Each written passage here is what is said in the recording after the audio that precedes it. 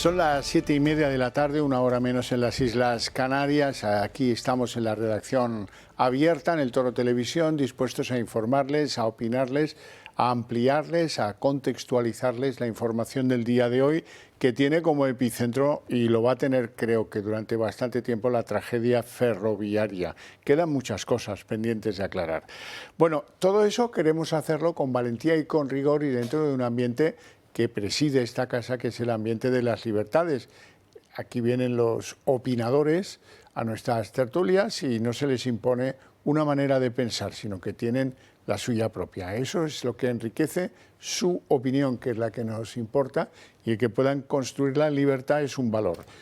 Un valor ajeno a todas las telepedros que están repitiendo.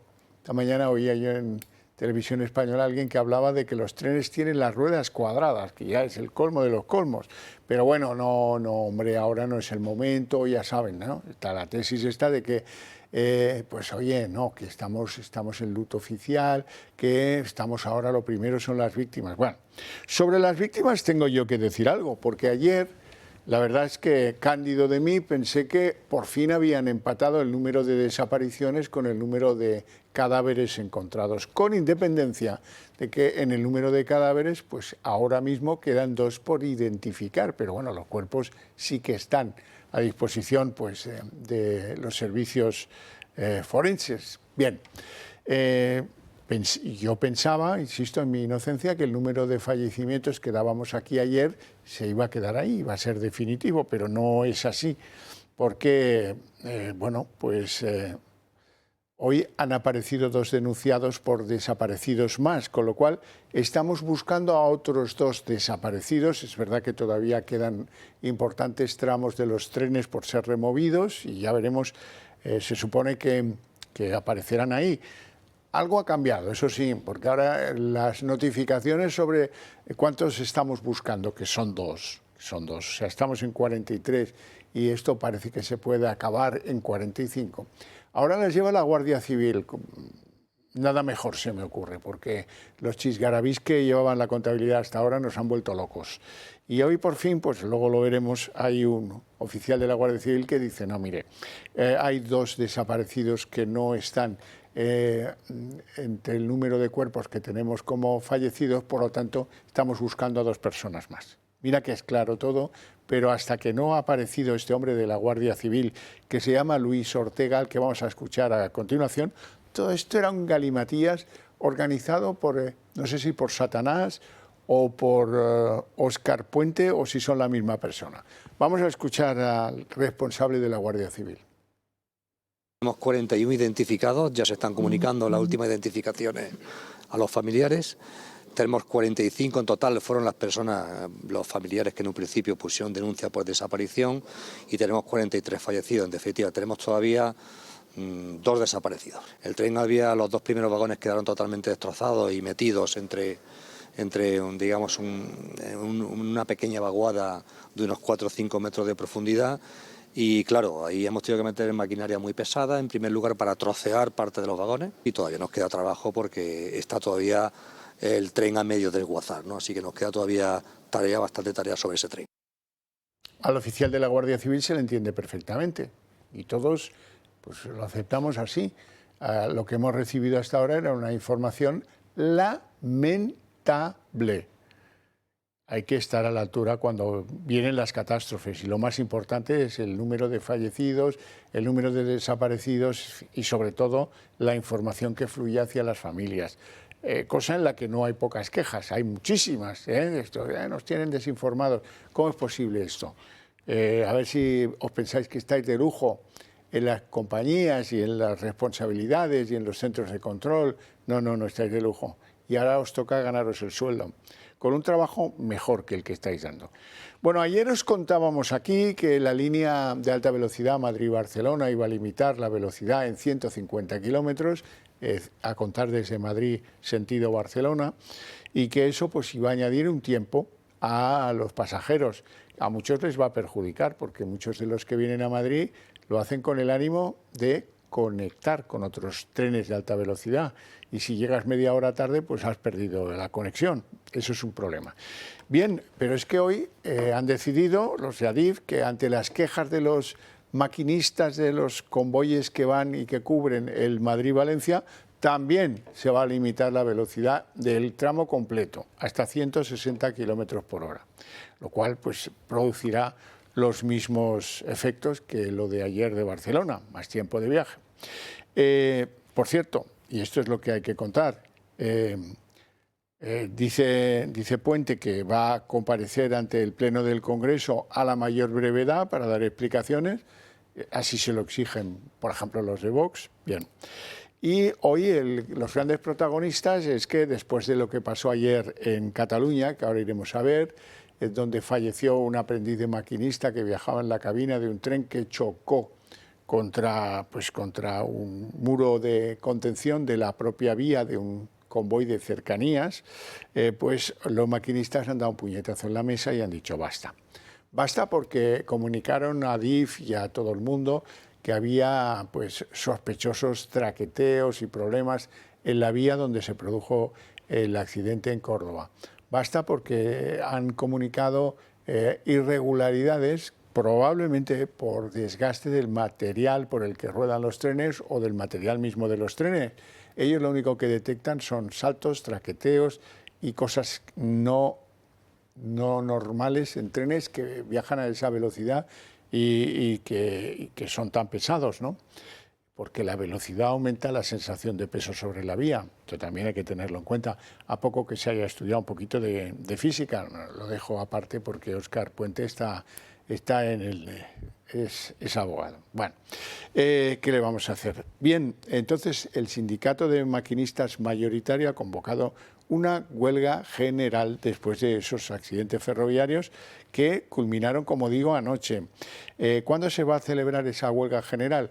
Del 9 al 11. Lo digo porque si ustedes tenían previsto o proyectado viajes entre el 9 y el 11 y utilizaban el tren o pensaban utilizar el tren, pues eso va a ser muy complicado porque entre el 9 y el 11 los maquinistas están en que, como nos decía la hermana de uno de ellos, por cierto fallecido, no se puede ir a trabajar con miedo. Y eso es lo que le pasaba a ese trabajador de la alta velocidad que iba a trabajar con miedo. Bueno, por acabar el recorrido informativo, hoy hemos sabido que la compañía que hizo la reforma del tramo de Adamuz, AZBI, la que tenía contratado, que os lo conté ayer, anteayer también os lo conté, la compañía sospechosa que tenía un 25% de la contrata de 52 millones, en realidad la que tenía a soldo en nómina a Koldo García, le pagaban 6.000 euros al mes hasta que fue detenido para que les buscase clientes, ¿no? El asesor de Ábalos. Bueno, pues esa compañía, que insisto se llama AZBI, pues esa contrata de renovación de la obra de Adamuz, que al final va a ser pues, muy sospechosa de que se haya hecho esa renovación de mala manera, produjo unos sobrecostes de 6 millones de euros sobre 52 de contratación, que no es poca cosa, es un 12% de sobrecoste y un año más de lo previsto en la tramitación de la renovación de la vía férrea. Cada vez cobra más fuerza la hipótesis de que los materiales presentes en la vía ferroviaria de Adamuz no funcionaron correctamente. Por ello, resulta relevante analizar la adjudicación que se llevaron varias empresas para la modificación de ese tramo de la vía entre Madrid y Sevilla. La obra se la llevó una UTE en la que participó AZBI, empresa vinculada a Koldo García, con un 25% de participación en el contrato. Ahora hemos conocido que AZBI impuso un sobrecoste de 6 millones de euros. El contrato estaba valorado inicialmente en 52 millones, pero terminó disparándose hasta casi los 59 millones tras aprobarse un sobrecoste de 6 millones de euros y un año de plazo extra. Adif y Transportes justificaron el incremento por problemas técnicos. Sin embargo, la modificación llegó sin concurso público.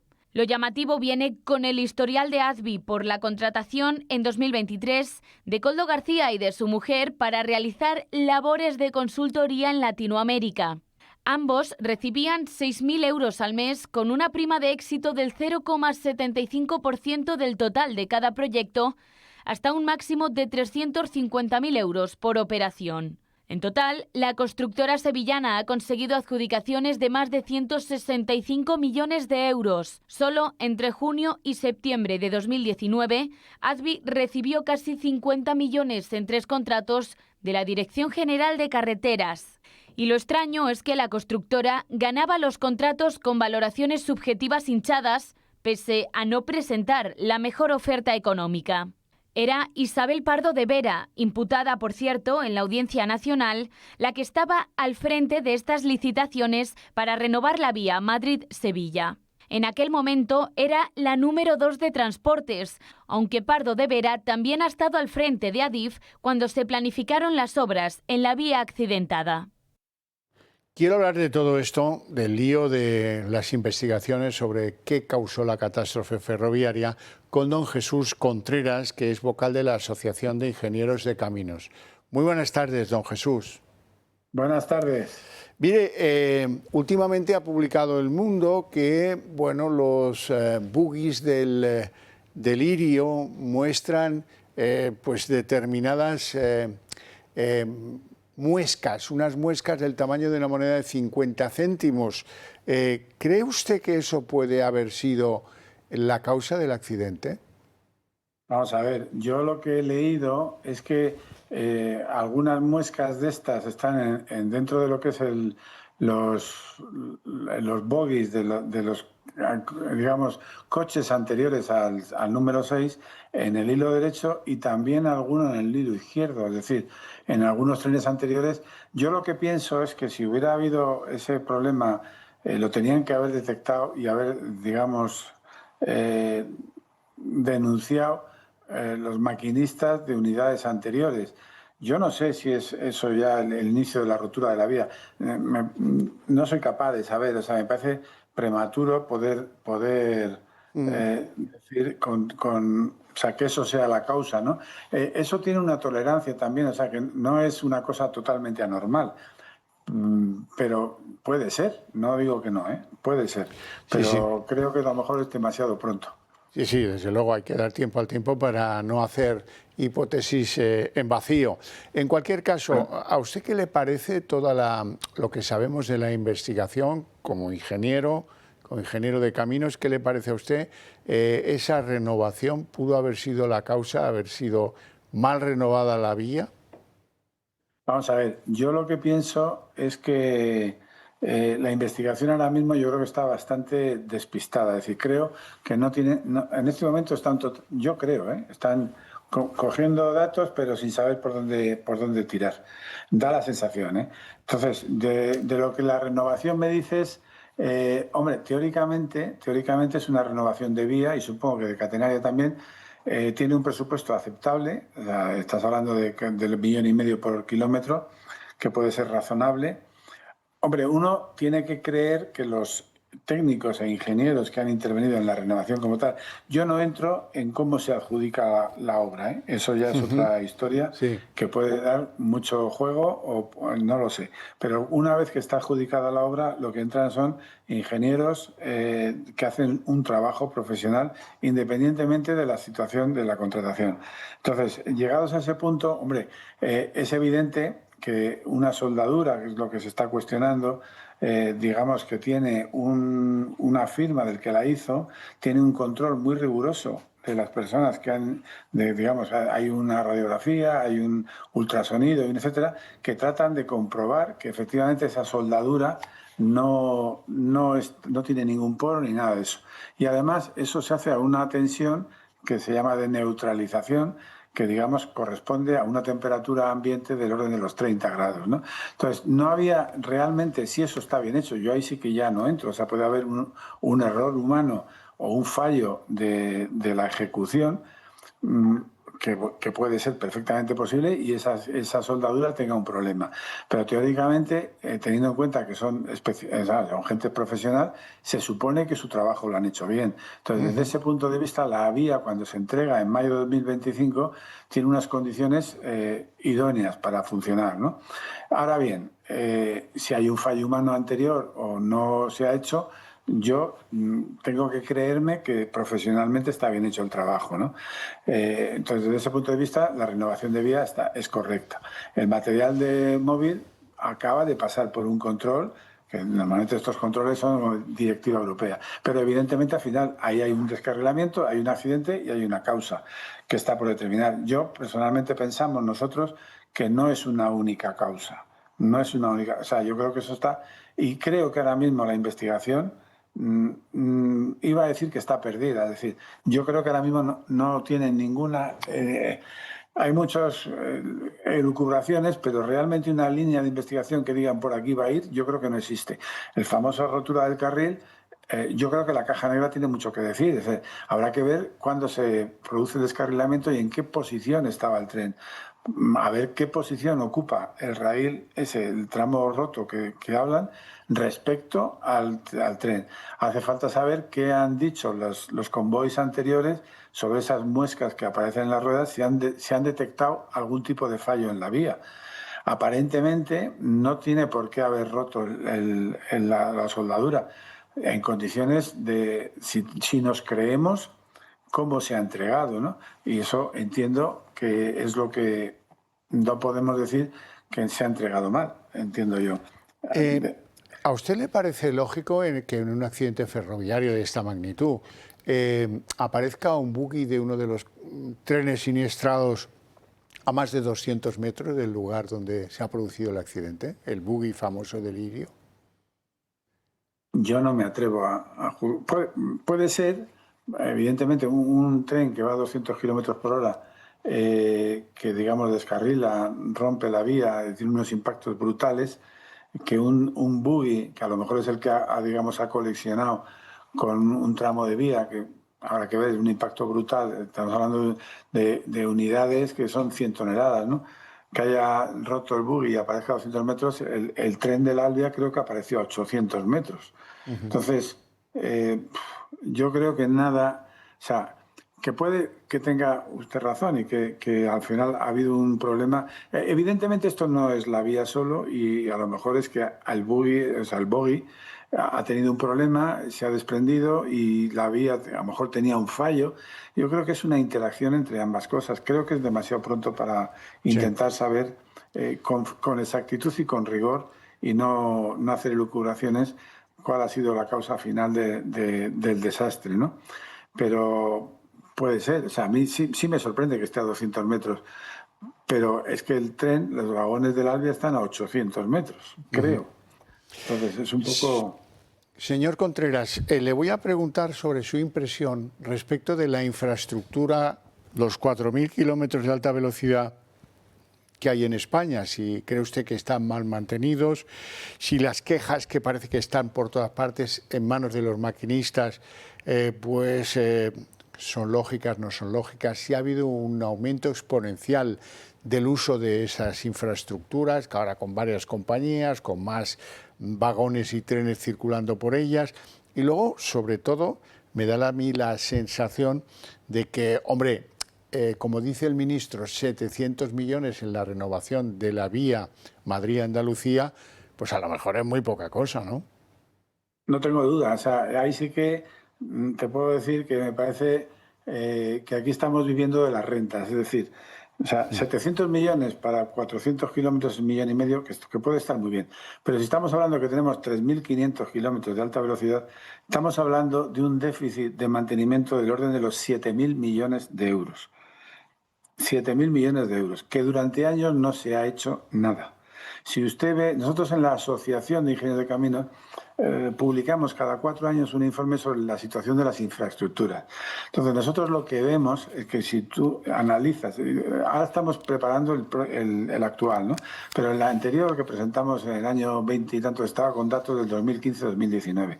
Y ahí ya se pone de manifiesto que la seguridad de los trenes de alta velocidad en España es peor en el 2019 que en el 2015. Y desde luego es mucho peor en el 2023 que en el 2019, que es lo que estamos viendo ahora, ¿no? El índice de víctimas mortales, no mortales, accidentes, etcétera, ha empeorado. O sea, mientras que en otros países de la Unión Europea han mejorado. El problema es que aquí hay un déficit de infraestructuras, de mantenimiento de la infraestructura ferrocarril del orden de los 6.000, 7.000 millones de euros.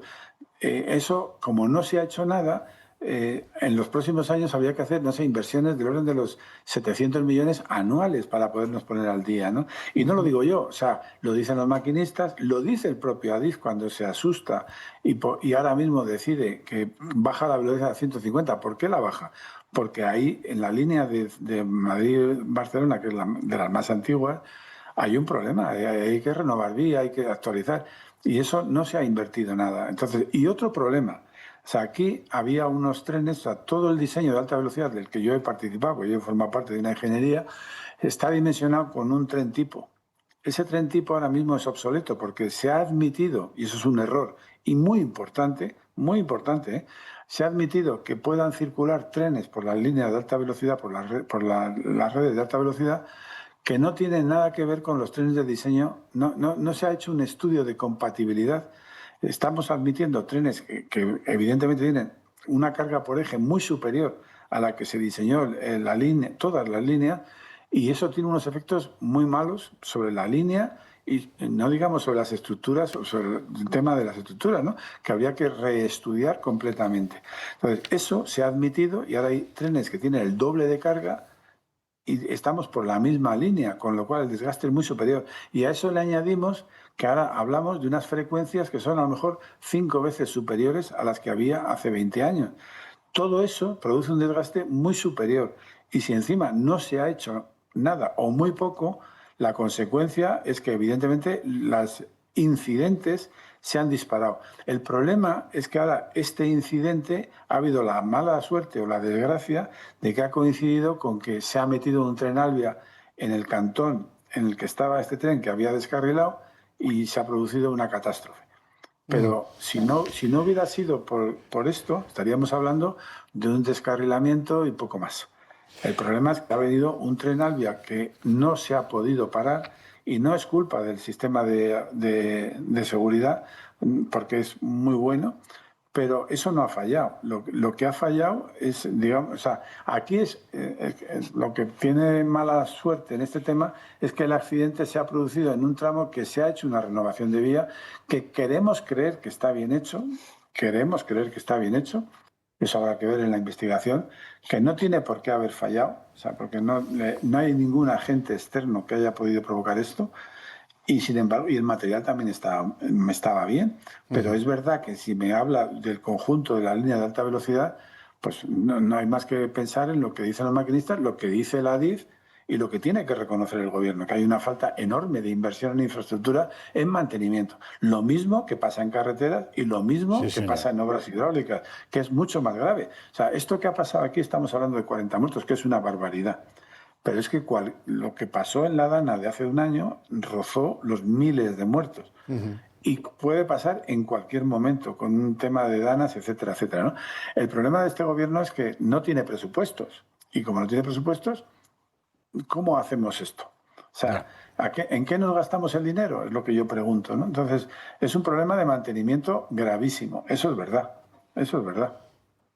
Pero la historia es que este accidente no es tan fácil ir por ahí, porque no es tan claro lo que ha podido pasar ahí. Entendido. Es un conjunto de fatalidades, pero que se han producido, evidentemente.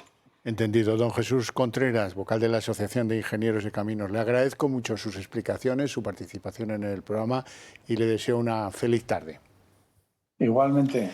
Un placer. Un saludo. Bueno, ¿y en Cataluña qué pasó anoche? Pues anoche fue tremendo porque es verdad que no son causas, digamos, directamente ferroviarias, pero bueno, el hecho cierto es que un tren de cercanías se estrellaba contra un muro de contención después de un movimiento de tierras, consecuencia de las lluvias, en fin, todo esto. Como dice Puente, no tiene que ver con el servicio ferroviario, aunque pues los usuarios en Cataluña estén muy afectados y aunque se haya producido la muerte de un aprendiz de maquinista ferroviario que iba en la cabina aprendiendo lo básico del oficio.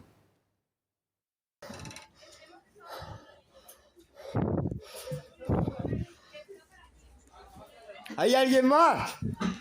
Poco más de 24 horas después del terrible accidente sucedido en Adamuz, un tren de la línea R4 de Rodalies descarriló en Barcelona, concretamente en la estación de Gelida, a unos 40 kilómetros de la capital catalana. Eran las 9 de la noche cuando los bomberos recibieron el aviso. El tren descarriló al chocar contra un muro de contención que había caído sobre la vía debido al temporal. El accidente se ha cobrado la vida del maquinista, un joven sevillano de 28 años que estaba de prácticas junto a otros compañeros. Además, los servicios de emergencia y bomberos tuvieron que atender a más de 30 pasajeros. Algunos de ellos siguen en estado grave. La parte más dañada fue la del primer vagón. Quedó completamente destrozado por el impacto y, por desgracia, fue la parte en la que viajaban los 4 maquinistas y la mayor parte de los heridos. Durante toda la noche, los bomberos han estado trabajando para estabilizar las placas de hormigón que hacían de contención del terraplén para asegurar la zona. Sin embargo, los servicios de emergencia, bomberos y Mossos d'Esquadra siguen trabajando y analizando el lugar del accidente. El servicio de cercanías está suspendido en Barcelona hasta que se pueda garantizar la seguridad de los viajeros y aún es un misterio cuándo podrá reanudarse. Desde Junts califican de nefasto el accidente y denuncian falta de mantenimiento. Un accidente siempre puede ocurrir, pero la probabilidad es mayor cuando el contexto es el de un servicio nefasto, una red ferroviaria víctima de décadas de desinversión y una falta de mantenimiento evidente. Por ello, los independentistas han pedido la comparecencia urgente del ministro Óscar Puente. Llamativo cuanto menos, teniendo en cuenta que los de Puigdemont guardaron silencio, no exigieron explicaciones ni criticaron la falta de mantenimiento en la vía ferroviaria española tras la tragedia ocurrida en Adamuz. Y ya sabéis cómo es esto de la política. Le ha faltado tiempo a Oriol Junqueras para exigir el traspaso de los servicios de cercanías de Cataluña. Bueno, pues esto ya también no lo podíamos esperar, poco que esperar de ese lado de la política, ¿no? Aprovechar y estirar y estirar. Bien, dicho esto, hay algunos comentarios que han hecho hoy algunos ingenieros que saben de lo que están hablando. Uno de ellos me ha llamado la atención, es el vicepresidente de una de las comisiones clave en todo esto del Colegio de Ingenieros de Madrid, José Cañizares. Vibraciones del tren de Lirío antes de llegar a la zona del accidente, que ya era como un aviso de que aquello no estaba en condiciones. A eso le añado también las quejas que ha habido de clientes, incluso de maquinistas, de que el estado de la vía no era el adecuado, performante, como dicen los franceses, para una alta velocidad, para 250 o 300 kilómetros por hora. Yo recuerdo, al principio iba en el AVE, iba perfectamente, podía poner un vaso de agua, como ha dicho un maquinista, y el agua no se movía, y esto tenemos que volver a conseguirlo. Eso no es lo que pasa ahora, desde luego que no.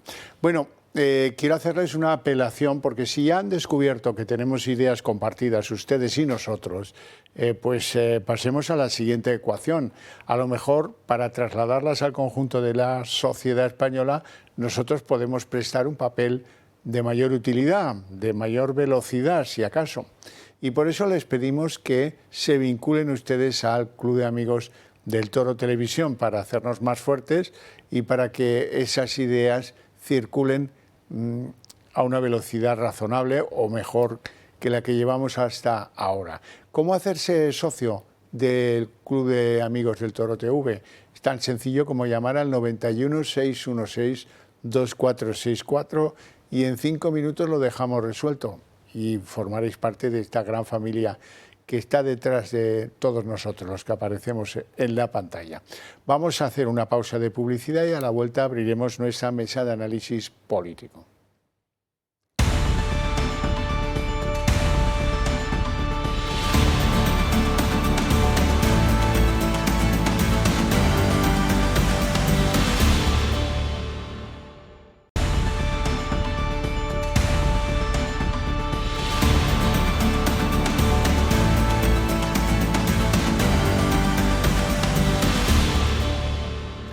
Son las 8:02 jóvenes minutos, momento en el que abrimos nuestra mesa de análisis político y lo primero, lógicamente, presentarles a nuestros invitados hoy. Don Roberto Granda, periodista y analista político. Muy buenas tardes. Encantado de estar aquí. Por decir algo de buenas tardes. Sí, hay bastante cabreo e indignación. Sí, lógico cabreo, lógica indignación. Don Manuel Pino, eminente abogado y además vicepresidente del Club Liberal Español. Muy buenas tardes. Buenas tardes, Javier. Como cordobés de pro, quiero trasladarle a usted, que ya lo he hecho en privado en la publicidad, que nos han hecho pues recobrar una especie de orgullo nacional en la disposición, en la entrega, no solo de Adamuz, sino de la comarca, los alrededores, de vecinos que han hecho lo que hubiéramos hecho el común de los mortales, pero claro, excluyendo de ello a los políticos que están por otra vía, ¿no? Córdoba son muy hospitalarios y son muy solidarios con situaciones como esta, y lo han demostrado del minuto cero, ¿no? Lo hemos visto, claramente, lo hemos visto y se lo tenemos que agradecer a usted como cordobés. Muchas gracias. Vamos a empezamos porque ya estamos un poco hartos de lo de los trenes. Iremos a lo de los trenes, naturalmente que sí, y por derecho propio. Pero antes que eso hay que hilvanar algunas cosas que han sucedido en el día de hoy. El sábado pasado Ursula von der Leyen estaba firmando el acuerdo de Mercosur con la Unión Europea, un acuerdo que lleva de cabeza a los agricultores y ganaderos de toda Europa y por supuesto de España también, y no lo esperábamos esto. Esto se ha sometido hoy al Parlamento Europeo y el Parlamento Europeo ha dicho que no, ha dicho que se lo remitan al Tribunal de Justicia de la Unión Europea porque creen que hay cosas ahí que no son compatibles con los tratados y los derechos establecidos en la Unión Europea, lo cual de forma efectiva significa que han paralizado la tramitación hasta que los jueces dictaminen y siempre y cuando el dictamen sea favorable. Han sido 334 votos a favor, 324 en contra, o sea que ha sido reñido, 11 abstenciones. Ha habido alguno de algún grupo político que se ha cambiado de grupo porque esto le parecía una aberración, etcétera, tal. Bueno, están muy contentos los de Vox. Es verdad que la derecha europea y la izquierda, la ultraizquierda europea, han coincidido en tumbar el acuerdo de Mercosur recién firmado. Insisto, esto es un bofetón a Ursula von der Leyen espectacular. ¿Qué os ha parecido, don Manuel? Bueno, en primer lugar, el fondo de la moción presentada es un fondo puramente jurídico, ¿no? Ha dicho, mire usted, no sabemos, la moción se ha presentado, es decir, no sabemos si este acuerdo firmado con Mercosur, que tantas protestas ha creado en el mundo agrario europeo, es conforme a los tratados de la Unión y a su marco jurídico. Y yo creo que este tema, primero tenemos que trasladarlo al Tribunal Superior de Justicia de la Unión Europea para que dé el visto bueno jurídico de que esto está acorde con los tratados y con el marco legal por el que nos estamos desenvolviendo, ¿no?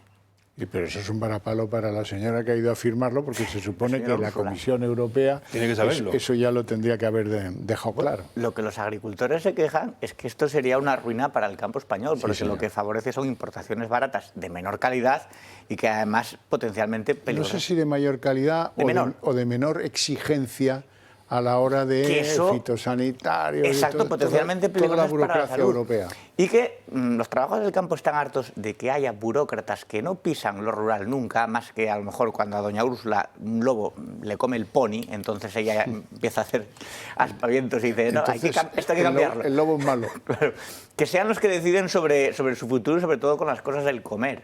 Y es una indignación lógica y ha sido reñida, porque claro, en esto, por ejemplo, en Europa del Pacto Verde, PP y PSOE van de la mano, como en otras cosas. Entonces, bueno, ahí es esa pinza, ¿no?, famosa. Bueno, entramos en el tema de los trenes. Hoy vamos a entrar de una manera menos técnica que de costumbre, menos al detalle de lo que se sabe y no se sabe, y vamos a hacer un aterrizaje en lo político. Parece que el Partido Popular empieza a ser duro. Sí. Con los que critican a los maquinistas que han decidido la huelga, como les dije al principio del programa, del 9 al 11 de febrero. Bueno, pues hoy una de sus portavoces más destacadas, Esther Muñoz, lo verbalizaba en ese tuit que ven ustedes ahí. Acaba de decir Óscar Puente que los maquinistas han convocado una huelga general por su estado de ánimo y no por los accidentes que se han provocado. Miedo. para ir a trabajar. Bueno, ahora todo esto de la política se está residualizando en un tuit, pero bueno, en cualquier caso, ahí está el tuit que viene quizás a demostrar que el Partido Popular ha salido de ese letargo en el que Juanma Moreno y también Núñez Feijóo parece que pretendían superar el luto y luego ya si acaso activar otras cosas. Abascal hoy decía, sí hablaba ante las cámaras, lo siguiente.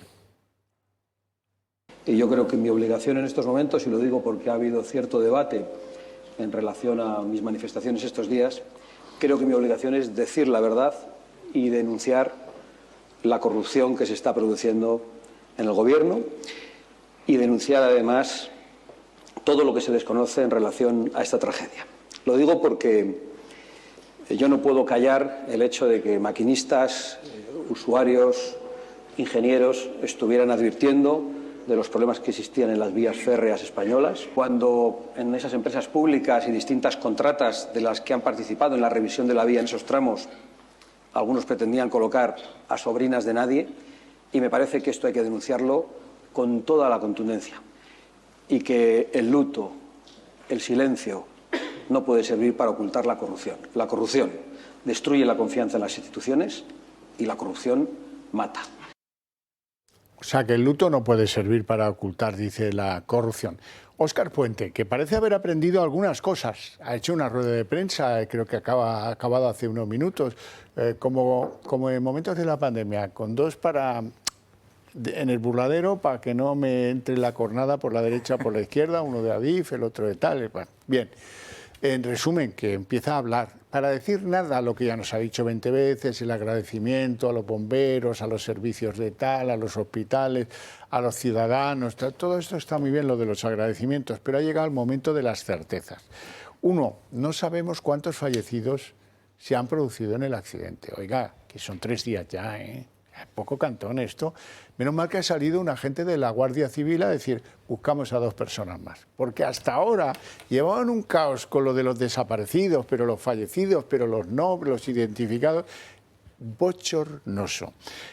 Ha tenido que ser a regañadientes, porque ha habido un medio de comunicación, El Mundo, que ha informado de que las ruedas del tren Irio tenían unas muescas del tamaño de una moneda de 50 céntimos, pues ha tenido que salir a regañadientes a reconocer que eso era cierto, en Televisión Española, creo, para decir a continuación lo perverso. Este siempre va con una coletilla o con un anticipo perverso. Dice que, hombre, que, oiga, los medios de comunicación tienen que ir unos pasos por detrás de los informes que las autoridades tienen a bien publicar.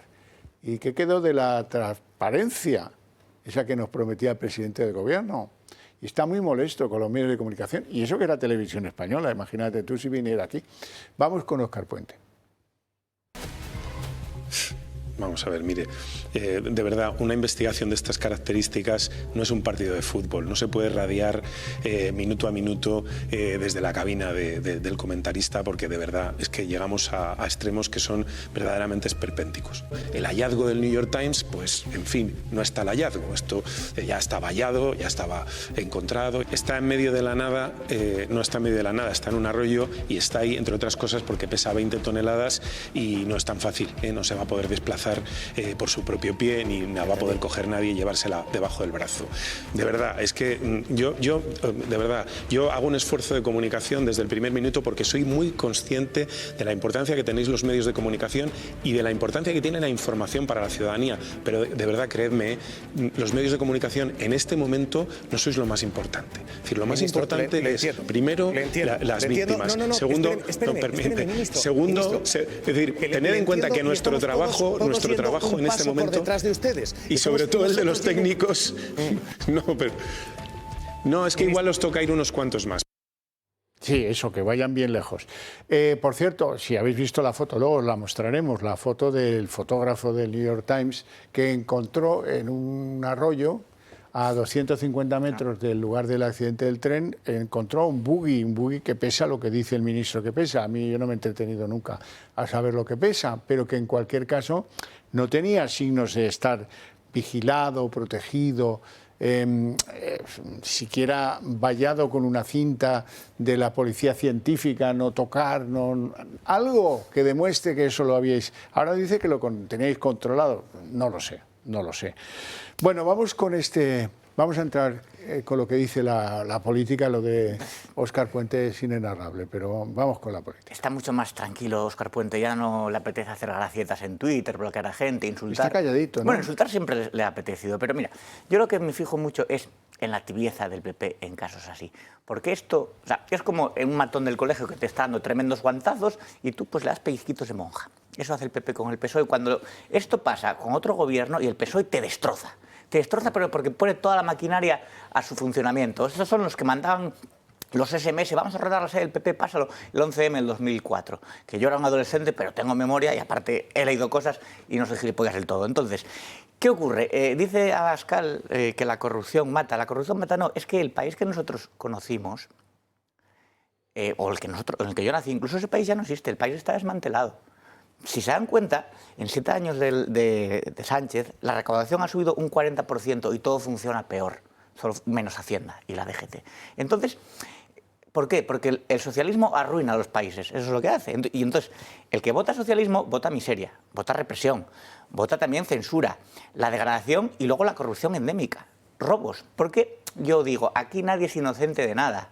Me refiero, decimos, es que los políticos, la clase política, ya, ¿y la sociedad? Una parte de la sociedad que decía, no, hay que votar a Sánchez porque hay que frenar a la ultraderecha, porque si no viene el fascismo. Esa gente no es responsable también, aquí tenemos las consecuencias, ¿no?, de tener a esa parte de la sociedad tan aborregada. Entonces, la incompetencia causa muertos también. Aquí no pueden decir es que no se podía saber, como nos querían vender con el coronavirus, a pesar de que hubo 11 alertas de seguridad nacional mucho antes del 8 de marzo, cuando ya estaba cerrada Italia, porque han avisado los técnicos, han avisado a la gente. Tenemos tweets de hace meses, de hace año, un año y pico incluso. Oye, estoy en el AVE y esto se mueve muchísimo, esto es normal. Descarriló entre Chamartín y Atocha un tren sin pasajeros que colapsó toda la red en octubre, en noviembre del año pasado. Y no había pasajeros y no pasó nada. Entonces se sabía que iba a pasar. No era si iba a pasar, no, sino cuándo y cuántos muertos nos iba a costar. Y nos cuesta muertos. Entonces, el hecho de que estuvieran, o sea, el hecho de saquear las arcas públicas también tiene unas consecuencias. El hecho de que la trama Koldo, Ábalos, Cerdán estuviera instalada en Renfe y en Adif, con sus mordidas, con sus adjudicaciones y con sus putas, eso también causa que la red esté desabastecida y que las infraestructuras estén como estén. Entonces, malversación, tráfico de influencias y un Ministerio de Transportes que algo tendrá que tener en la degradación que ha sufrido el servicio de AVE. No puede decir nosotros nos desentendemos y la culpa es pues de la ultraderecha a fango, como pasó en la Dana, por ejemplo, Javier, y ya termino. No pueden negar que lo que vio y lo que vivió mi hermano, que estuvo ahí días y noches, y lo que pasó tanta gente, que eso es mentira, que eso es la ultraderecha y que todo se hizo perfectamente y el único que falló fue Mazón, que por cierto es el único que dimitió. Aquí acabará dimitiendo a alguien del PP, seguro, vamos. Sí.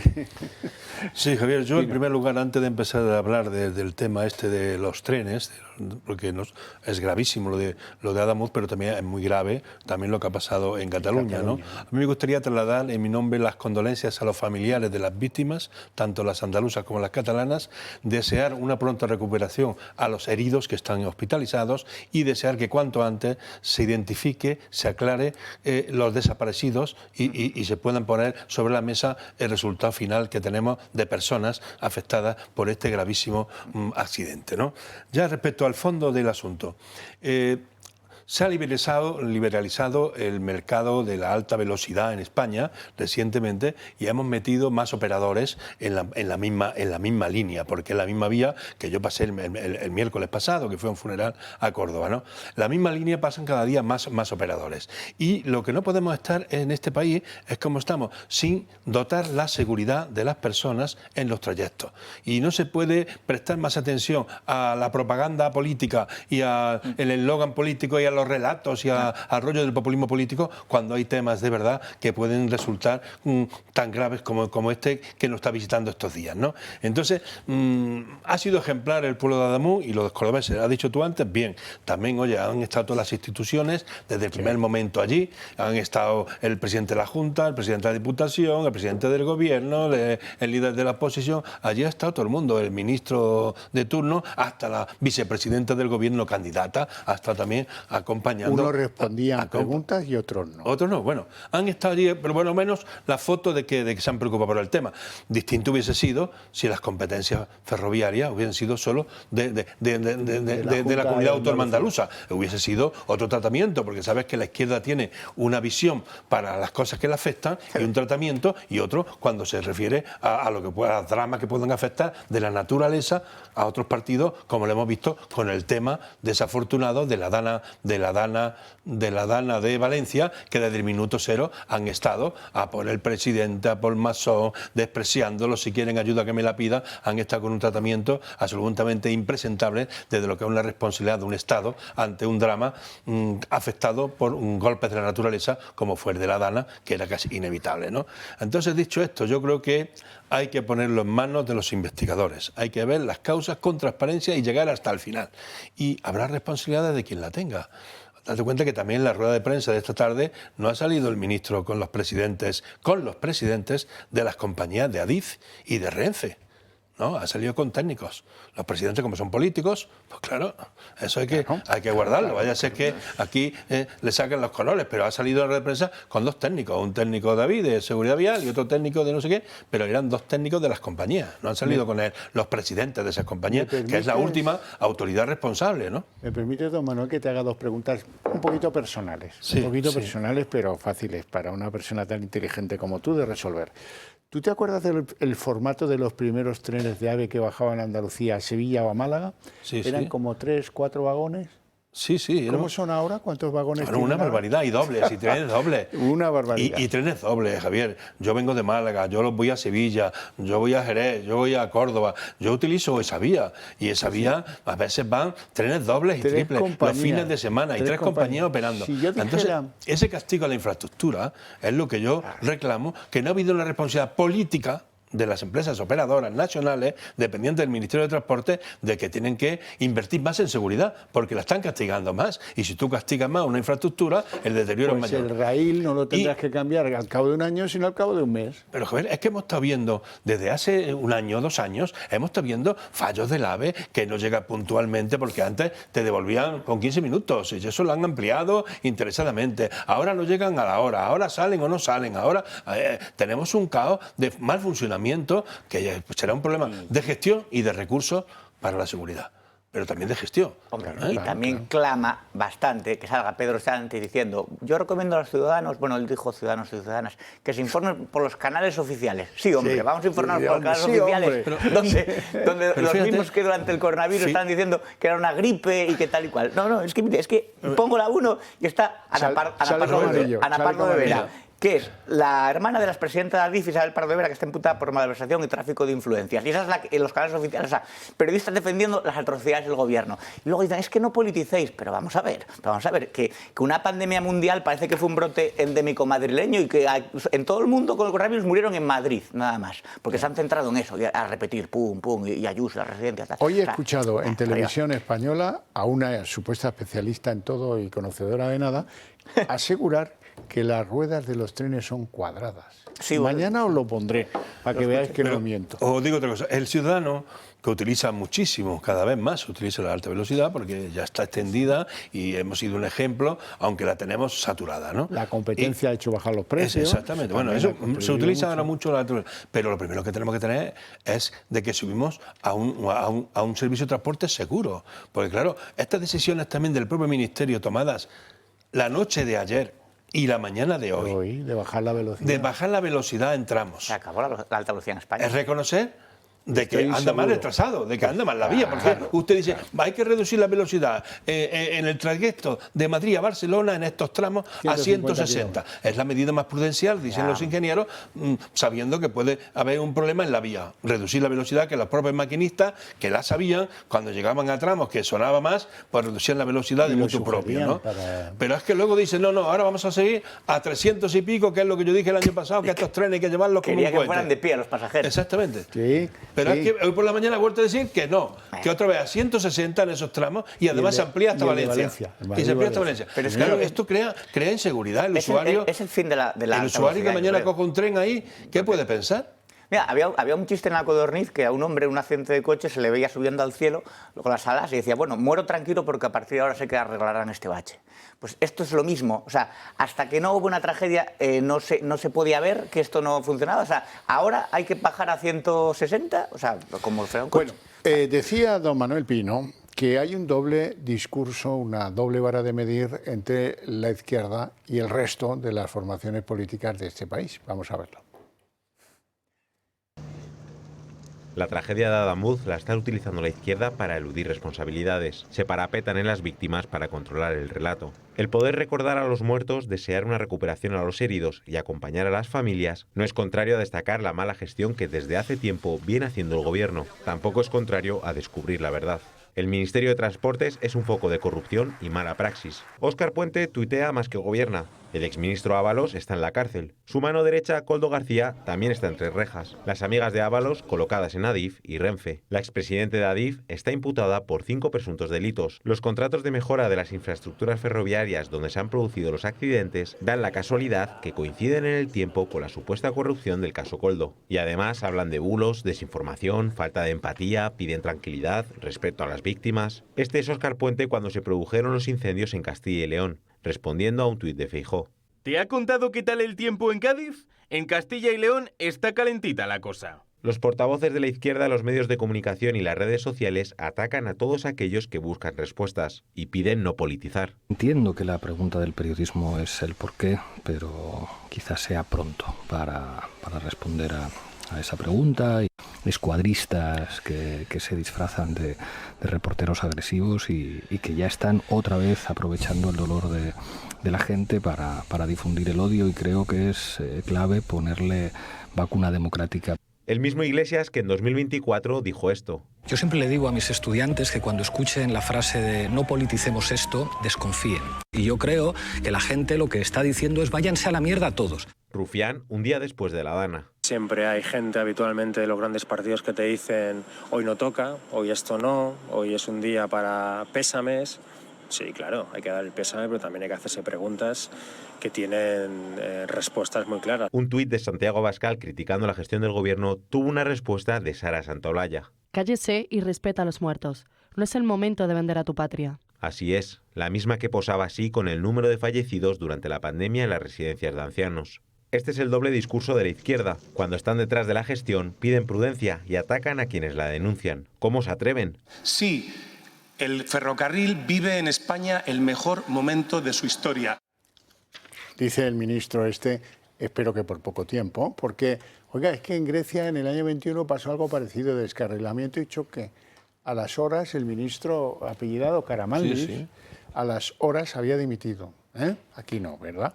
Dice este hombre que el día 2 de febrero calculan que podría reemprenderse el servicio completo del AVE hacia Andalucía.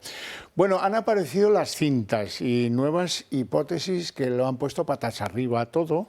Hay que tomárselas con mucha calma porque no conocemos del todo la circunstancia. Sí conocemos lo que se ha grabado, pero eso pues hay que marcarlo y no estamos todos en disposición de hacerlo. Si la Administración no lo hace, créanme que nosotros tenemos menos mecanismos técnicos para saber si el Albi había alcanzado el Lirio en el momento en el que el maquinista del Lirio le dice a los de Atocha, oye, cuidado que estoy invadiendo la vía de vuelta, y le dice, no te preocupes, que no hay ningún tren en camino. Vamos a verlo. En la primera llamada entre el conductor del tren Irio y el centro de mando de Adif en Atocha, el maquinista habla de un enganchón. 6189, aquí Atocha, dime. Hola Atocha, mira, acabo de sufrir un enganchón a la altura de Adamuz. En este primer contacto, el maquinista no es consciente de que ha descarrilado y ha chocado con otro tren. Solo 4 minutos después, el conductor realiza una segunda llamada tras revisar el estado del tren. Ahora sí, habla de descarrilamiento, pero no menciona ninguna colisión. 6189, aquí Atocha. Hola Atocha, 6189, mira, comunicarles que es un descarrilamiento, estoy invadiendo la vía contigua, repito.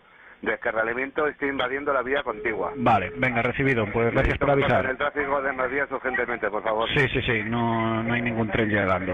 Y tengo incendio también. Necesito abandonar la cabina porque tengo que verificar, ¿vale? Que tengo un coche enseñando. Y necesito que envíen, por favor, también un servicio de urgencia a bomberos y ambulancias, que tengo también heridos en el tren. Vale. En esta grabación Atocha no menciona al tren Albia e informan al maquinista de que no hay ningún tren llegando. Según el ministro Óscar Puente, se da esa información porque el choque ya se había producido. Porque el Albia ya había pasado y el choque ya se había producido. Además, el maquinista de Lirio ni siquiera ve el Albia porque el Albia está casi 1 kilómetro y la zona está completamente a oscuras. Desmiente que el tiempo que pasó entre el descarrilamiento y el choque del Albia fue de 20 segundos, como dijo el presidente de Renfe. Ahora el ministro habla de menos de 9 segundos. Se ha hablado de 20 segundos, o sea, se meten muchos datos a la opinión pública al principio que no están totalmente contrastados. Ahora parece que el descarrilamiento es casi simultáneo. Se habla de menos de 9 segundos. Entre estas dos llamadas, el centro de control trata de comunicarse con el conductor del Albia, el tren que se llevó el impacto. Hubo 2 intentos, nadie respondió. El maquinista había muerto en el acto. Finalmente consiguieron hablar con la interventora del tren. Tenía un golpe en la cabeza, tengo sangre en la cabeza, no sé si voy a poder llegar hasta el maquinista. Voy a parar al maquinista. Estos audios serán determinantes para la investigación. Puede que haya detalles que expliquen algunas de las cosas que habéis oído, pero hay otros que hay que explicarlas muy despacito porque le dicen claramente no hay ningún tren en ese camino. No te preocupes por eso, ¿no? ¿Cómo lo veis? Bueno, respecto a lo anterior, que vimos las declaraciones de los miserables de siempre de la ley del embudo, ¿no?, que rentabilizan cada muerte. Pablo Iglesias dijo en su momento que había que politizar el dolor. Y además lo hacen de una forma, ya digo, descarada. Ellos no tienen ningún reparo. Me acuerdo, llamaban a la que entonces era ministra de Sanidad, Ana Mato, y a Rajoy asesino cuando tuvieron que sacrificar a un perro, a Excalibur, por el ébola. Que, por cierto, estaba Fernando Simón ahí a los mandos y hubo 20 manifestaciones en ciudades distintas, una barbaridad. También cuando mataron a un chico en Coruña, Samuel, intentaron buscar la vena homófoba para ellos meter ahí el relato, o con el bulo del culo. Estaban encantados. Cuando les dijeron que era mentira, se les quedó una cara. Dijeron, se nos acabó el relato. O sea, alguien que es todo relato, a mí no me va a decir que esté callado. Ahora dicen que nos callemos, pues no me da la gana. ¿Por qué voy a callarme? ¿Porque me lo diga Rufián?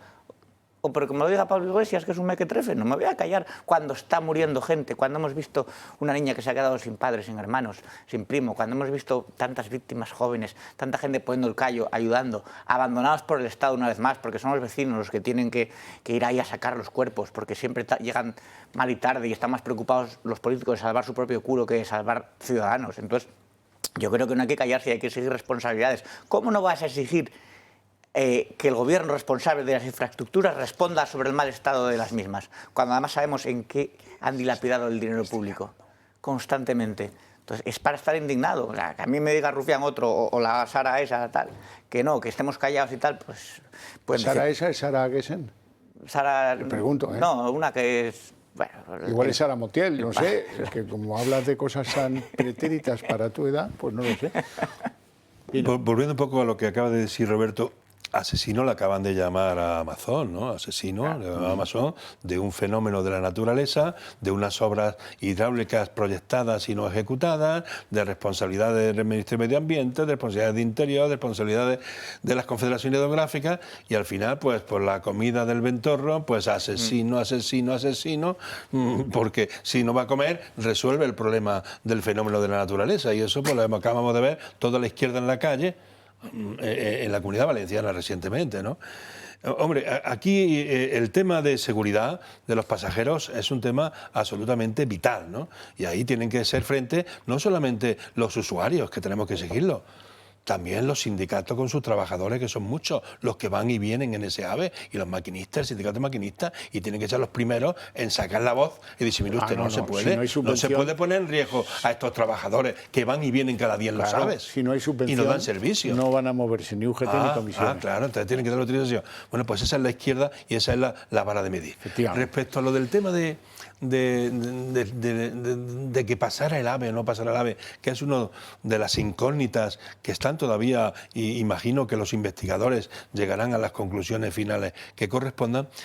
A mí me extraña mucho que un maquinista de tren no vea pasar a su compañero en el AVE, proyecta luces, proyecta ruido, no sé, me extraña que si lo vio pasar la conversación fuera esa. Porque ignoró en todo momento sus palabras, no habló del AVE, solamente dijo, paren el tráfico porque he invadido la vía de al lado, no tengamos un problema, hay que parar el tráfico, y lo advierte el maquinista, ¿no? Yo no sé, pero es uno de los grandes enigmas que tiene este siniestro que se ha producido, no olvidemos, en un llano, a unas velocidades razonables para el llano. 100 y poco. Que no ha habido ahí una imprudencia, digamos, de responsable de llevar los trenes, ¿no? Bueno, y aquí hay intereses pardos, no de veras, sino pardos solo. ¿Por qué? Pues porque, hombre, si el problema se ha producido en el raíl, el problema es del Ministerio de Óscar Puente y antes de Ábalos. Si el problema se ha producido en el tren, pues será problema de la compañía. Eso es un peso en responsabilidad civil, indemnización, terrible, terrible. Bueno, y por eso, pues que el diario El Mundo apareciera hoy contando que en los buggies, que son las ruedas del tren de Irio, hay unas muescas del tamaño de una moneda de 50 céntimos, pues eso nos ha llevado a hacernos muchas preguntas sobre dónde puede y no puede estar el problema. Nada hay definitivo, hay que abrir las cajas negras, hay dejar que los investigadores terminen, por supuesto que sí, pero indiciariamente esas muescas del tamaño de una moneda de 50 céntimos no son ni medio normales. Bueno, eso nos lleva a preguntarnos qué se está investigando en estos momentos en Adamuz. En un arroyo, ahí han encontrado una pieza decisiva en la investigación. Se trata de un bogie, una estructura que está anclada a las ruedas del tren, a 270 metros de la vía. Lo ha hecho un fotógrafo del New York Times. El periódico dice que su fotógrafo se topó con la pieza que estaba sin acordonar y sin marcar. Los investigadores y el ministro Óscar Puente dicen que la tenían controlada desde el lunes. Vamos a ver, la pieza se localiza, estaba yo en el momento que se localizó en el lugar de los hechos, se localiza el lunes por la mañana. No recuerdo exactamente la hora. Los investigadores buscan la aguja de la vía para conocer si pudo engancharse algún elemento suelto a ella que provocara la palanca con el bogie y el carril. Entre los nuevos elementos que aparecen en la investigación están las muescas que han encontrado en todas las ruedas de los 5 primeros vagones del tren que descarriló y de otros que pasaron antes. Son marcas del tamaño de una moneda de 50 céntimos. Es verdad que los bogies de los 5 coches primeros presentan una marca y es posible incluso, y es algo que se está analizando, los 2 trenes o 3 trenes que pasaron anteriormente tienen marcas similares. La cuestión ahora es conocer por qué se han producido esas marcas, qué es lo que las ha hecho, si había algo sobre las vías, si era la propia vía que estaba empezando a romperse. Es decir, en este momento no es posible establecer una conclusión. Según Reuters, la agencia de noticias británica, el fallo estaría en la propia vía, en concreto en una junta rota, y añaden, citando a fuentes de la investigación, que el fallo existía desde hace tiempo. Bueno, no sabemos, no somos especialistas en la materia ni lo pretendemos, pero en cualquier caso es muy sospechoso eso de las muescas en las ruedas del tren, en todos los vagones, pues da la sensación de que había algo en la vía que producía esas muescas, que deben ser iguales todas, no lo sé. Hay que custodiar las pruebas, don Javier, hay que custodiar las pruebas y que nadie toque los trenes. ¿Y crees que eso no lo sabe la Guardia Civil? Claro, pero es que tenemos antecedentes el 11 de marzo. Trenes y PSOE por el medio. Y sabemos lo que hicieron con los vagones, que en 24 horas 48 los llevaron al desguace. Entonces aquí, ojo, que nadie toque nada hasta que no se investigue todo, porque esto la PSOE te la lía otra vez. Claro, el tema aquí está en que la investigación la está haciendo el propio Estado, ¿no? Tanto la Guardia Civil, en la que tengo plena confianza, como el propio Ministerio de Transportes. O sea, que no hay ahí una investigación de pericial independiente que pueda tener sus conclusiones sin tener el peso de pertenecer a organizaciones como que pueden ser las causantes, casos, ¿no? Que pueden ser las causantes, ¿no? Entonces ahí a lo mejor faltaría objetividad, faltaría alguna visión desde otra ventana que no sea la propia administración, ¿no? Bueno, pues ahí se juega mucha pasta, muchos. Por cierto, hay unas declaraciones de José nos Trigueros. jugamos, nos jugamos público, al final. Jugamos. Es verdad. No es un unas tema declaraciones, decía yo, de don José Trigueros, que es presidente de la Asociación de Ingenieros de Caminos y Puertos, bueno, que explica lo que a su modo de ver puede justificar que el choque o lo que fuera entre los dos trenes se produjese entre la primera y la segunda llamada del maquinista del Irio. Me atrevo a aventurar que pasa justo en la primera llamada y que cuando el maquinista de la segunda llamada, él no es consciente de que se ha producido el impacto, pero este impacto ya se ha producido. Porque si no, con 4 minutos, digamos, desde el centro de control, tienen tiempo para darle a la baliza, digamos, la baliza dentro del cantón, de mandarle la señal, si funciona el sistema de seguridad, el LZB, que debe funcionar, ya le hubieran mandado la parada de emergencia y el propio conductor o la propia línea hubiera parado el tren y en 4 minutos le hubiera dado tiempo a parar el tren. Con lo cual, verdaderamente tiene que ser en ese momento. Apenas 2 minutos, enseguida estamos de vuelta.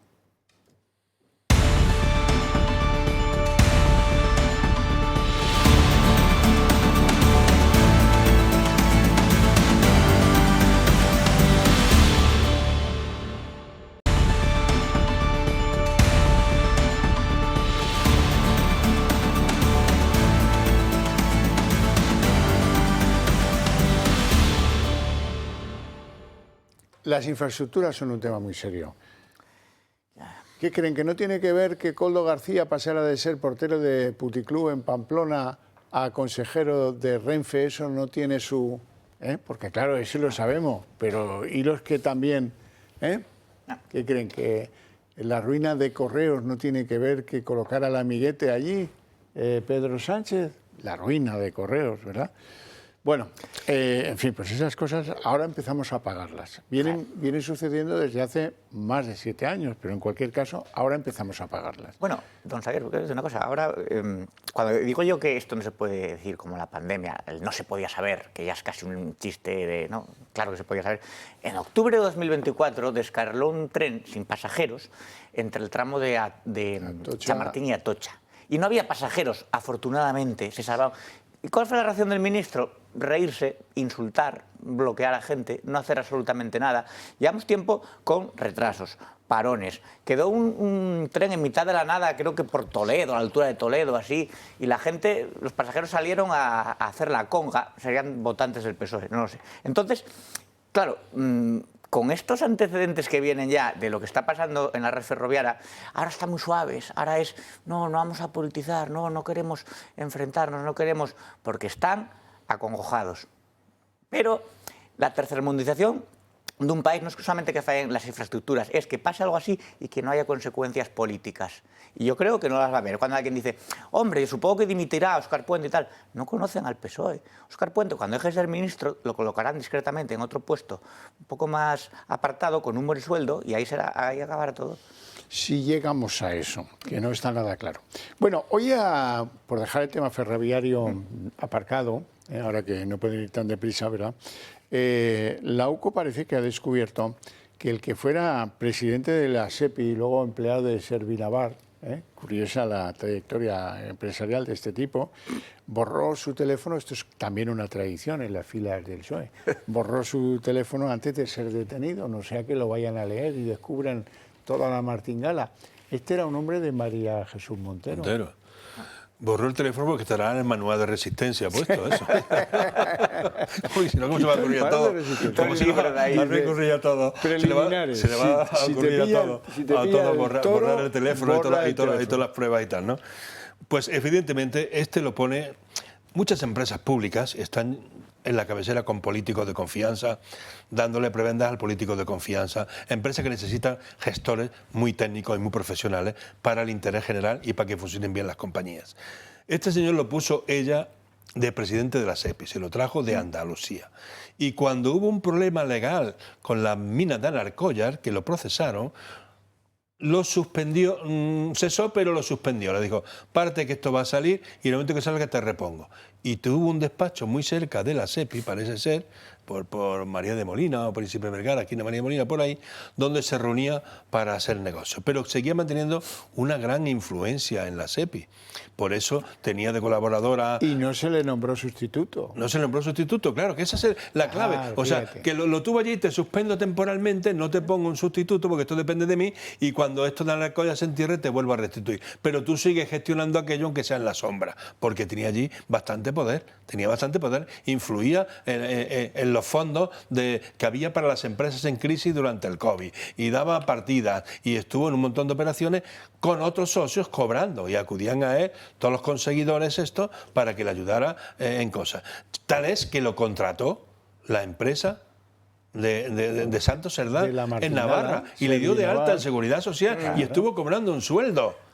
Y ahí iba a esas reuniones, ese despacho servía de enlace y iba Santos Cerdán a ese despacho, parece ser, por lo que se ha publicado. Igual. Y ahí iba también la gran, que no le gusta que le llamen fontanera, los fontaneros son unos profesionales de primera, pues la Leire también iba allí a estos apaños que hacía de comisionistas y tal y que cual.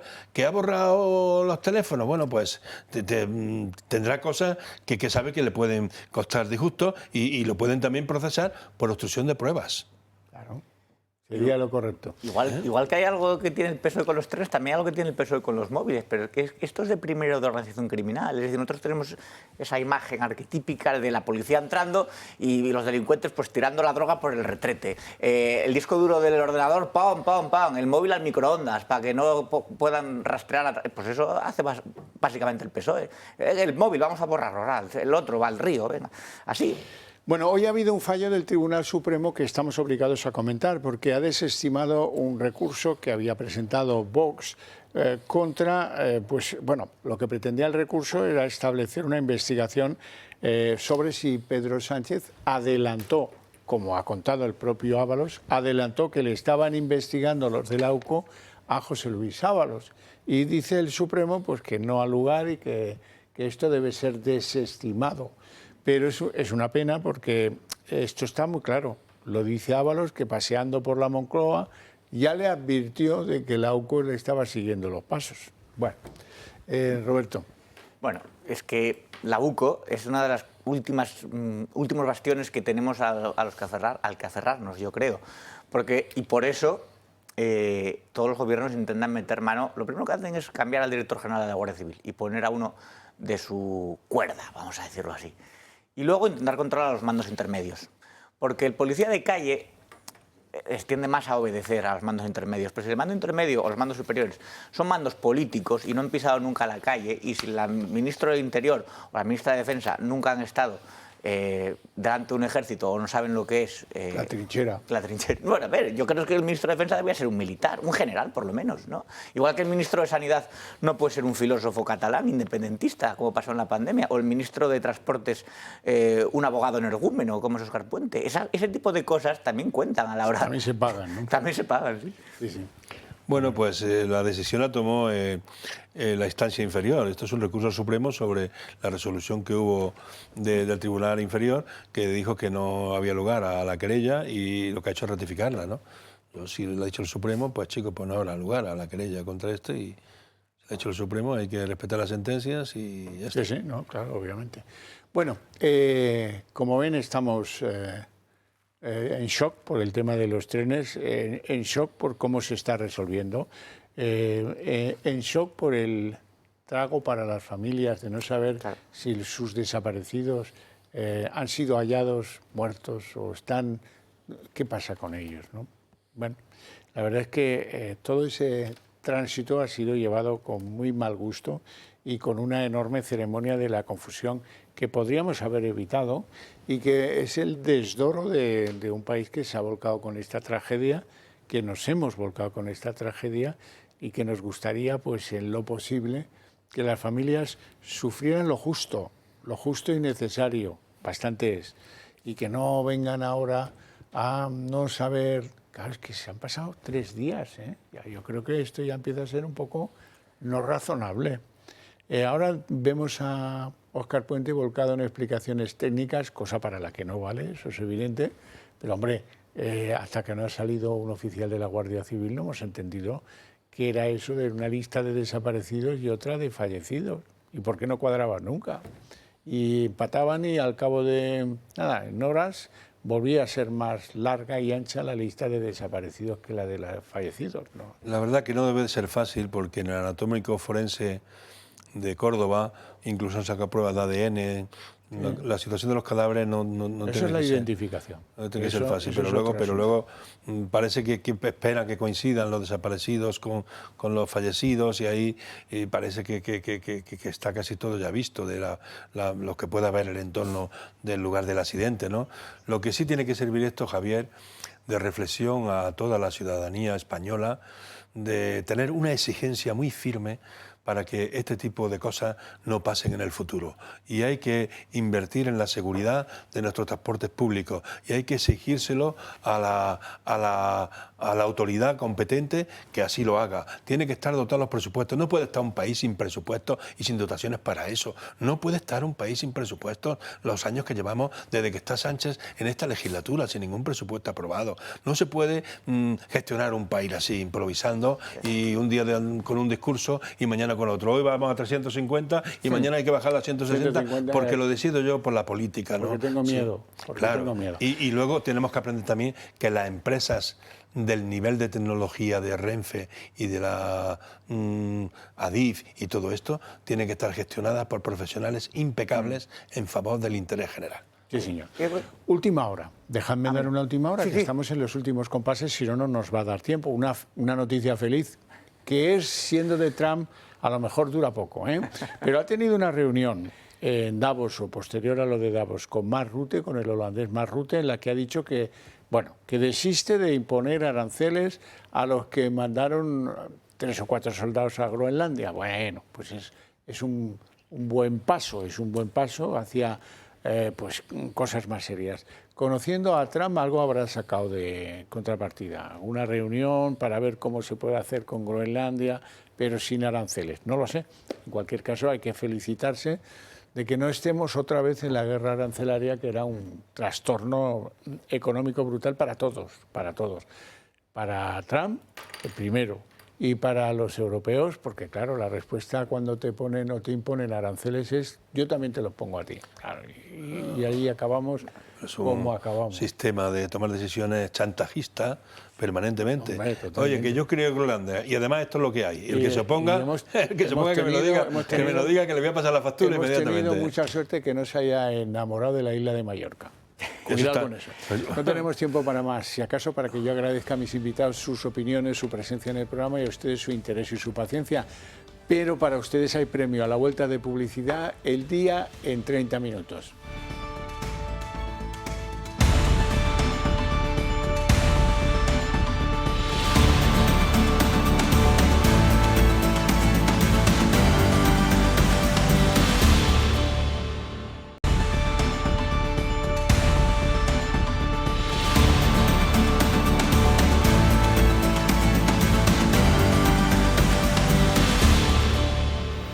El día en 30 minutos, tragedia ferroviaria, día tercero. Bueno, pues cuando parecía que el número de fallecidos, lamentablemente en el accidente, se estabilizaba, ahora resulta que son 43 personas, que 41 de ellos están identificados, pero que no han aparecido 2 nuevos desaparecidos. Y hasta que no ha intervenido la Guardia Civil, pues no nos hemos aclarado. Se continúa, sépanlo, la búsqueda de otras 2 personas, y eso establece que el número de víctimas pues muy probablemente alcance la cifra absolutamente brutal de 45. Una ceremonia de la confusión que no permite cerrar por ahora ni el número final de las víctimas ni las causas del accidente. Y a la tragedia de Adamuz hay que añadirle hoy un nuevo descarrilamiento, esta vez en el servicio de cercanías de Barcelona. La principal hipótesis es que chocó contra un muro de contención el tren que había caído sobre las vías. El resultado, un joven maquinista, el segundo muerto en 24 horas.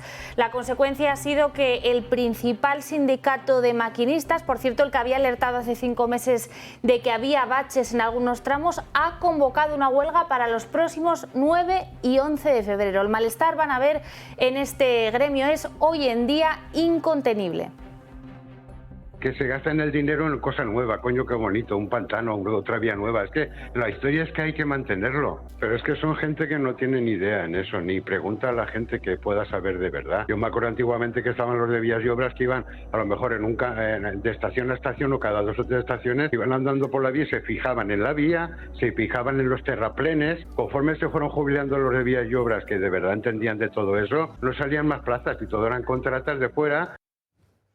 Bueno, y varios equipos siguen trabajando ahora mismo sobre el terreno en Adamuz, donde las tareas se centran en 2 puntos, el del Lirio y el del Albia. Lo que hemos sabido a lo largo de esta tarde es que ha concluido la parte del Lirio y han empezado las labores para trocear el último vagón del Albia, el número 3, después de haber concluido los vagones 1 y 2. Las pesquisas se centran ahora en las marcas de los bogies, de los vagones que no descarrilaron de Lirio y que se han encontrado, ojo, en otros 2 trenes que pasaron por allí media hora antes. Óscar Puente, el ministro de Transportes, dice que ahora mismo no puede descartarse que la rotura de la vía existiese y que fuese la que provocara esas muescas. Hoy, además, hemos conocido el hallazgo de un bogie del conjunto de ruedas que se desplaza del tren en un arroyo. Corresponderían al vagón número 8. Ninguna de las hipótesis están en estos momentos cerradas y, desde luego, queda todavía mucho trabajo para esa comisión de investigación de accidentes ferroviarios. Y las grabaciones de las conversaciones del maquinista y de una interventora de uno y el otro tren con el centro de control de Atocha han venido a traer más polémica y menos claridad sobre lo que ocurrió en el momento del accidente. Eso sí, las grabaciones dejan en muy mal lugar las versiones dadas por el ministro Óscar Puente. Las grabaciones prueban que desde el centro de control de Atocha se informó al maquinista de Lirio que no circulaban trenes en dirección contraria. Eso pues puede ocurrir porque han sido 2 llamadas y el choque se pudo producir entre la primera y la segunda, con lo cual pues a lo mejor no era incierto la información que se le dio, pero suena bastante extraño que el maquinista de Lirio no notara el impacto del choque con el Albia, que vino en dirección contraria. Todo eso abre nuevos interrogantes, sobre todo por el tiempo transcurrido entre la primera y la segunda de las llamadas del maquinista del tren Irio. En la primera llamada entre el conductor del tren Irio y el centro de mando de Adif en Atocha, el maquinista habla de un enganchón. 6189, aquí Atocha, dime. Hola, Atocha, mira, acabo de sufrir un enganchón a la altura de Adamuz. En este primer contacto, el maquinista no es consciente de que ha descarrilado y ha chocado con otro tren. Solo 4 minutos después, el conductor realiza una segunda llamada tras revisar el estado del tren. Ahora sí, habla de descarrilamiento, pero no menciona ninguna colisión. 6189, aquí Atocha. Hola, Atocha, 6189, mira, comunicarles que es un descarrilamiento, estoy invadiendo la vía contigua, repito. Descarrilamiento, estoy invadiendo la vía contigua. Vale, venga, recibido. Pues gracias por avisar. El tráfico de más vías urgentemente, por favor. Sí, no hay ningún tren llegando. Y tengo un incendio también. Necesito abandonar la cabina porque tengo que verificar, ¿vale? Que tengo un coche enseñando. Y necesito que envíen, por favor, también un servicio de urgencia a bomberos y ambulancias, que tengo también heridos en el tren. Vale. En esta grabación, Atocha no menciona al tren Albia e informan al maquinista de que no hay ningún tren llegando. Según el ministro Óscar Puente, se da esa información porque el choque ya se había producido. Porque el Albia ya había pasado y el choque ya se había producido. Además, el maquinista de Lirio ni siquiera ve el Albia porque el Albia está casi 1 kilómetro y la zona está completamente a oscuras. Desmiente que el tiempo que pasó entre el descarrilamiento y el choque del Albia fue de 20 segundos, como dijo el presidente de Renfe. Ahora el ministro habla de menos de 9 segundos. Se ha hablado de 20 segundos, se meten muchos datos a la opinión pública al principio que no están totalmente contrastados. Ahora parece que el descarrilamiento es casi simultáneo. instantáneos, se habla de menos de 9 segundos. Entre estas dos llamadas, el centro de control trata de comunicarse con el conductor del Albia, el tren que se llevó el impacto. Hubo 2 intentos, nadie respondió. El maquinista había muerto en el acto. Finalmente consiguieron hablar con la interventora del tren. He tenido un golpe en la cabeza, tengo sangre en la cabeza, no sé si voy a poder llegar hasta el maquinista. Voy a parar al maquinista. Estos audios serán determinantes para la investigación. Bueno, ya a esta misma hora, en el día de ayer, se lo contábamos en la apertura, un tren de cercanías del Servicio de Rodalies de Cataluña descarriló en Barcelona, en concreto en el municipio, cerca del municipio de Gelida, después de colisionar con un muro de contención que cayó a las vías, se supone, y esa es la principal hipótesis, a causa del temporal. Un joven de prácticas que viajaba en la cabina del maquinista es la única víctima mortal de este suceso, aunque hay 41 heridos y 5 de ellos están en estado grave. Los Mossos han podido acceder esta tarde a la caja negra y están analizando ahora qué pudo pasar. Junts, por cierto, no ha tardado en solicitar la comparecencia de Óscar Puente, del ministro de Transportes, una petición que contrasta con su silencio tras el accidente de Adamuz en el que murieron 43 personas. Poco más de 24 horas después del terrible accidente sucedido en Adamuz, un tren de la línea R4 de Rodalies descarriló en Barcelona, concretamente en la estación de Gelida, a unos 40 kilómetros de la capital catalana. Eran las 9 de la noche cuando los bomberos recibieron el aviso que el tren descarriló al chocar contra un muro de contención que había caído sobre la vía debido al temporal. El accidente se ha cobrado la vida del maquinista, un joven sevillano de 28 años que estaba de prácticas junto a otros compañeros. Además, los servicios de emergencia y bomberos tuvieron que atender a más de 30 pasajeros. Algunos de ellos siguen en estado grave. La parte más dañada fue la del primer vagón. Quedó completamente destrozado por el impacto y, por desgracia, fue la parte en la que viajaban los 4 maquinistas y la mayor parte de los heridos. Durante toda la noche, los bomberos han estado trabajando para estabilizar las placas de hormigón que hacían de contención del terraplén para asegurar la zona. Sin embargo, los servicios de emergencia, bomberos y Mossos d'Esquadra siguen trabajando y analizando el lugar del accidente. El servicio de cercanías está suspendido en Barcelona hasta que se pueda garantizar la seguridad de los viajeros y aún es un misterio cuándo podrá reanudarse. Desde Junts califican de nefasto el accidente y denuncian falta de mantenimiento. Un accidente siempre puede ocurrir, pero la probabilidad es mayor cuando el contexto es el de un servicio nefasto, una red ferroviaria víctima de décadas de desinversión y una falta de mantenimiento evidente. Por ello, los independentistas han pedido la comparecencia urgente del ministro Óscar Puente. Llamativo cuanto menos, teniendo en cuenta que los de Puigdemont guardaron silencio, no exigieron explicaciones ni criticaron la falta de mantenimiento en la vía ferroviaria española tras la tragedia ocurrida en Adamuz. Y el siempre polémico Óscar Puente hoy estaba en todos los medios a todas horas y claro, eso implica pues cometer algunas ligerezas. Por ejemplo, la huelga de los maquinistas, los que denunciaron los problemas en el tramo donde se produjo el accidente, los que han denunciado problemas en los otros tramos donde Adif y el Ministerio han tenido que reducir la velocidad, pues salía al paso de todo eso diciendo que, bueno, es que claro, la huelga tiene que ver con el estado anímico de los maquinistas. Algunos de ellos decían a sus familias que iban a trabajar con miedo, no se olviden de eso. Y luego ya con enorme facundia le han reprochado, oiga, ¿cómo es que un fotógrafo del New York Times encontró en un arroyo el buggy uno de los buggies de un vagón de accidentado mayormente del tren Irio y no estaba eso previsto? Bueno, pues él ha defendido que ya lo habían visto, que el lunes a primera hora ya lo tenían controlado, aunque nada lo indicaba, no estaba ni acordonado ni vigilado por nadie. Y entonces, pues sorprendente, como siempre, Óscar Puente dice que es que los medios lo que tienen que hacer es ir unos pasos por detrás de la información oficial. No digo que haya sido por las circunstancias climatológicas la convocatoria de la huelga, evidentemente. Lo que sí digo es que tiene que ver con las circunstancias anímicas que en este momento atraviesa el colectivo de maquinistas. Está bajo control, esa pieza está acordonada. Dice el diario que esta pieza ni siquiera estaba perimetrada por la policía.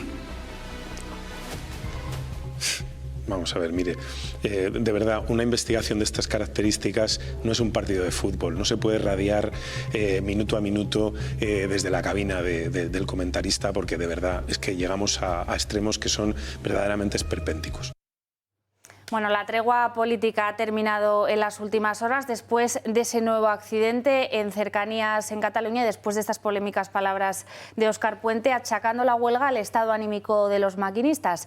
La primera en hablar ha sido la portavoz del Partido Popular en el Congreso, Esther Muñoz, que se ha mostrado alucinada por esas palabras de Óscar Puente y porque se refiere al estado anímico de los maquinistas para justificar su decisión de esos paros. Asegura que el hundimiento en España es total, lo están viendo en sus pantallas, y que la miseria moral también. Hemos escuchado hoy asimismo al presidente de Vox, a Santiago Abascal. Ya saben que su partido sí que ha sido el más combativo, el que más ha dado la cara y ha echado en cara, valga la redundancia, al gobierno su ineptitud para gobernar y sobre todo para gestionar las infraestructuras. Hoy Santiago Abascal, su presidente, dice que él no se va a callar, que va a seguir fiscalizando al gobierno en este asunto, y se ha mostrado así de duro contra Óscar Puente y sobre todo contra sus predecesores en el Ministerio de Transportes. Yo no puedo callar el hecho de que maquinistas, usuarios, ingenieros estuvieran advirtiendo de los problemas que existían en las vías férreas españolas. Es un deber cuando el anterior ministro de Transportes y responsable de la red ferroviaria está en prisión, cuando un consejero de Renfe Mercancías está en prisión, cuando la presidenta de Adif está imputada, cuando en esas empresas públicas y distintas contratas de las que han participado en la revisión de la vía en esos tramos, algunos pretendían colocar a sobrinas de nadie, y me parece que esto hay que denunciarlo con toda la contundencia.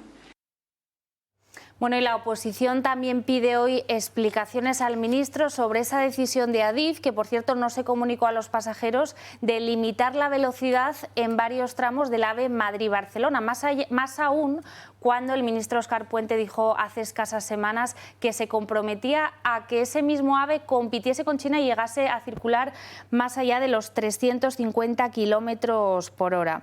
Ayer, aquí se lo contamos, Adif anunció que iba a limitar a 160 kilómetros varios tramos entre Madrid y Barcelona por las quejas de los maquinistas.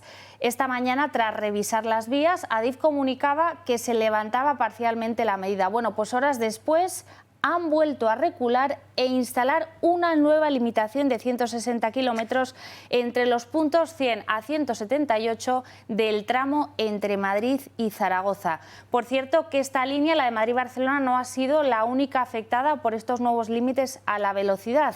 Adif ha decidido limitar a 160 kilómetros por hora un tramo, esta vez de 1,8 kilómetros, entre la línea de Madrid y de Valencia. Así que ya saben, si van a coger un tren en estas dos líneas en los sucesivos días, estén muy atentos porque probablemente se demoren más de lo previsto. El accidente ferroviario nos trae nuevas inquietudes y nuevos datos desconcertantes. Primero, no hemos cerrado el balance definitivo de las víctimas. Tras estabilizarse este dato en 43 personas, los datos de denuncias de desaparecidos ahora ascienden a 45, lo que abre sospechas de que pudiera aumentar el número de fallecidos hasta 45. Siendo esto lo más importante, la información oficial deja mucho que desear, a pesar del tiempo transcurrido. Luego, a pesar de lo que pueda o no molestar a Óscar Puente, los medios continúan trabajando y hay que agradecérselo. El gobierno de la transparencia hace aguas. Verán, El Mundo publica que las ruedas del tren Irio presentan unas muescas del tamaño de una moneda de 50 céntimos, que al parecer responden a haber pasado por una vía defectuosa que ha producido esas muescas. Puente ha tenido que reconocerlo achuchado en una de sus comparecencias en una televisión de esas que, en fin, son bastante favorables al sanchismo. Es vergonzoso y nada transparente. Además, pretende Puente que los medios vayan unos pasos por detrás de la información que él controla y que él da cuando le da la gana. Esto es francamente de pena. Tercero, las cintas de las conversaciones, pues eso revela un cierto caos en la oficina de control de Atocha del tráfico ferroviario. es que le dicen al maquinista de Irio que, oiga, no se preocupe usted que no hay ningún tren en la vía contraria. Este hombre les había comentado, pues oiga, que avisen al tren de la vía contraria porque la estoy invadiendo. Luego otra cinta con la sobrecargo del tren Alvia revela que no podían establecer contacto con el maquinista porque en ese momento pues ya probablemente hubiera fallecido. ¿Y por qué? Pues porque circulaba en dirección contraria. Así es que habrá que dar muchas explicaciones para que las cintas encajen en un relato razonable. Y además hoy tenemos que contarles que la UCO apunta a que el expresidente de la SEPI, Vicente Fernández, se acordarán que fue detenido junto a Leire Díez en una trama por supuestos amaños públicos el pasado mes de diciembre. Borró su teléfono móvil, creen los agentes, de forma deliberada.